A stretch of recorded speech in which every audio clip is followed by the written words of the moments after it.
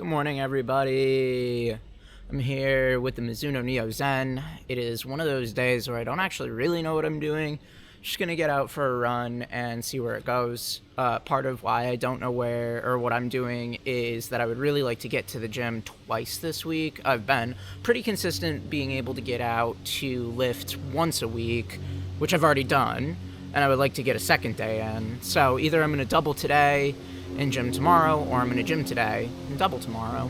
We'll see how this run goes, how far I'm able to get, and go from there. This week is a cutback week for me, coming off of a 103.9 or something, 104 mile week, which felt really good at the time. Then my knee kind of had a whole situation.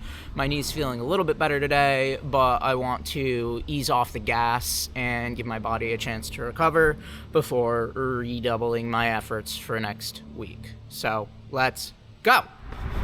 The changing weather right now has me feeling inspired, but my knee today is actually on the run. It feels worse than yesterday. It felt better in the morning, but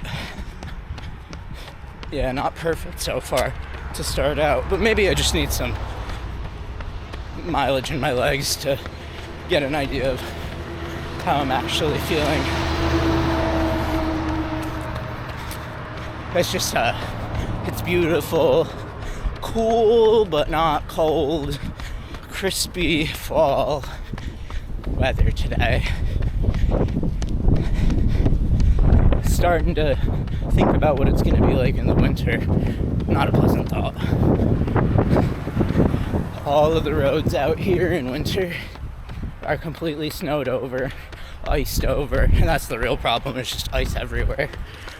And the only place they really plow is over yonder, across the river. And so I have like maybe a couple square miles of runnable surfaces for an entire winter. It's gonna mean treadmill. I've been thinking about building a treadmill zone in my basement, but I'd want to level the floor down there because it's all like really cracked. So it's a whole thing. It's not like I could just grab a treadmill and put it in my basement, let alone treadmills being expensive. You also probably have to install like the appropriate electrical to get the treadmill to run properly. So none of it's like super straightforward or easy. So I just met this really cool dude that's training really low volume, total opposite approach to my training ethos and mentality, but is a sub 3 marathoner, and we just got some fast for me miles, not for him. But yeah, we were cooking along, still chatting, and it always puts a smile on my face whenever that happens, where I don't know, it's hard to be out here day in and day out just by yourself, and so when you get to meet a really cool person with the same exact interests as you, it feels nice. Dude was saying that his sub 3 effort was done on, I think he said, a peak week of like 45 miles or 40, and that he generally keeps it around 35, something like that. I know I'm probably butchering his exact training plan, but it was really low miles, and it just does not compute how you could get that fast running that few miles in a week. But I guess, you know, if you're doing a lot of speed work and you hit into some really good conditions like he was saying he had, anything's possible. But it makes you wonder about your own training strategies. I think the most critical observation from today's run is when you're running with somebody, it will push you past what you're normally willing to do if that person's pushing you, at least if they present like a reasonably achievable challenge to your life or pace or whatever it might be. It can really be uplifting, and you'll tend to be able to press on through normal things that make you discomforted or uncomfortable. Like I've had this persistent lace bite for about a week now, and it's not like contingent on the shoe. It's that I bruised my foot about a week ago from lace bite, and I believe the Primex Strong and the Mega Blast irritated it, and now it just hurts with every shoe that I wear. And so for the duration that I was running with this guy, I was experiencing the lace bite, yes, but I was also pressing through it. And that's another way that like yeah, having somebody to push you, even if that's not what their goal was, or even what your goal was, you feed off the energy of those around you. That's why community is so important, and having people who are goal aligned with you to bolster your own goal achievements feels really good.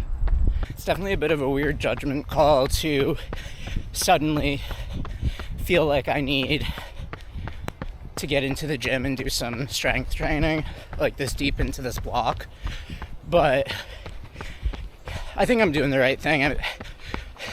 I mean, it's still like, I'll still get like 11 in today, and I feel like my interior hip flexors, as well as my soleus, potentially even gastrocnemius, and upper back, and even shoulders need some work.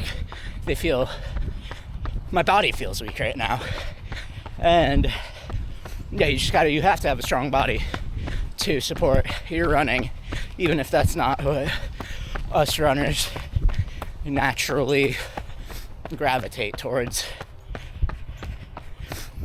I just need to get some strength in my bones. And I do miss lifting a bit. It's a different set of goals and resistances and challenges, and in many ways it's easier than running. And I'm often really wiped out after lifting. I feel exhausted after lifting, but for whatever reason, right now feels like the right thing to do. So I'm going to make an executive decision, call this at a single run today, and then lift and then hit a longer double tomorrow. That's what I was doing originally anyways, minus the gym. If I'm going to have a down week in mileage, I've got to pick up the physical activity somewhere else or else I'll go crazy. Okay, quick recap of the run. 11 miles, an hour 38. Part of that was a pretty big long chat with the dude that I met. We just stood there chatting for a while, and I don't tend to pause my watch. We got some pretty fast miles, and I'll have to look at it later, but yeah, I feel really great about that run. It was nice. I was still getting bothered by lace bite throughout, so something's still going on there. My knee is feeling better now, but during the beginning of the run, it wasn't feeling perfect. But I do think it's on the mend. Every time I've had a knee issue, literally every time, I've done some squats and then it's fixed. So hopefully that just tracks with this experience and it doesn't come roaring back or anything. But I did some squats on Monday and it's been better every day since then. So yeah, so I mean, I'm pretty pleased with that. I'm pleased with where my training's at. I'm pleased with the Neo Zen. It is definitely compressed a ton, and it's going to be probably around 200 miles that it stops being a bouncy shoe and just starts being a shoe. It's fall in Rochester. It's a beautiful time to be alive. And with that, I appreciate all of your attention and stay in motion.